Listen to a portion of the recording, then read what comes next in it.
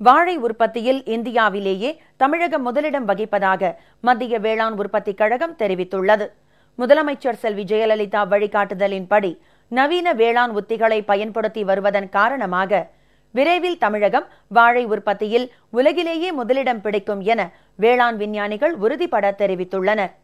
செவ்வாழை, மலைவாழை, ரஸ்தாலி, கற்பூரவள்ளி, மோரீஸ், நேந்திரம், மொந்தன், பேயன் போன்ற பல்வேறு வகையான வாழை இனங்கள் உலக அளவில் விளைவிக்கப்படுகின்றன. இந்தியாவை பொறுத்தவரை கடந்த ஆண்டில் மட்டும் 2,91,00,000 டன் வாழைப்பழங்கள் விளைவிக்கப்பட்டன. இதில் தமிழ்நாட்டில் மட்டும் 90 லட்சம் டன் வாழைப்பழங்கள் விளைவிக்கப்பட்டன. சுமார் 2,12,000 ஏக்கர் நிலங்களில் வாழை சாகுபடி செய்யும் தமிழகம் இந்தியாவிலேயே முதலிடம் பிடித்துள்ளதாக மத்திய வேளாண் உற்பத்தி கழகம் தெரிவித்துள்ளது. முதலமைச்சர் செல்வி ஜெயலலிதா வழிகாட்டியுள்ளபடி சொட்டு நீர் பாசன முறை, இயற்கை வேளாண் உற்பத்தி, அதிக விளைச்சல் தரும் ரகங்களின் சாகுபடி போன்ற நவீன வேளாண் உத்திகளை பெருமளவிற்கு பயன்படுத்தினால் விரைவில் தமிழகம் வாழை உற்பத்தியில் உலகிலேயே முதலிடம் பிடிக்கும் என பிரபல வேளாண் விஞ்ஞானி MS சுவாமிநாதன் ஆராய்ச்சி நிறுவன விஞ்ஞானிகள் தெரிவித்துள்ளனர்.